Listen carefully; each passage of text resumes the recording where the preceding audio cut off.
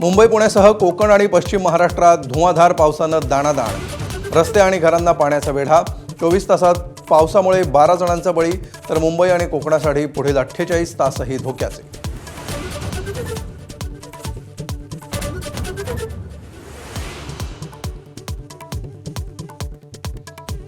नाशिकसाठी उद्याचा दिवस रेड अलर्टचा। नाशिकपासून त्र्यंबकेश्वरपर्यंत ढगफुटी सदृश पावसाचा अंदाज।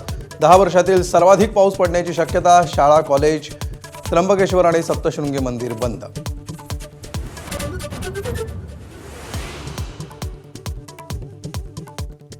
धुवांधार पावसानं मुंबई आणि पुण्याची वाट अडवली।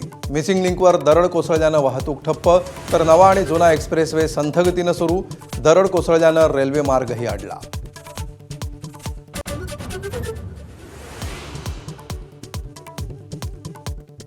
मोठ्या थाटामाटात उद्घाटन झालेल्या मिसिंग लिंकचं पितळ पहिल्याच पावसात उघड। आधी खड्डे, आता तब्बल 100 टनांची दरड कोसळल्यामुळे मार्ग ठप्प। मुख्यमंत्र्यांवर गुन्हा दाखल करण्याची विरोधकांची मागणी। भाजपचाही पलटवार।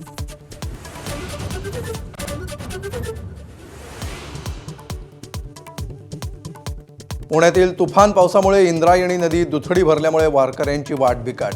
देहू आळंदीला न जाता थेट पुण्यातून वारीत सहभागी होण्याचं मुख्यमंत्र्यांचं आवाहन। वारकरी मात्र जाण्यावर ठाम।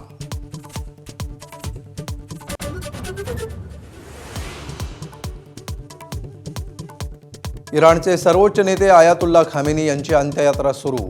अखेरचा निरोप देण्यासाठी 10 किलोमीटरच्या मार्गावर लाखो लोक जमले।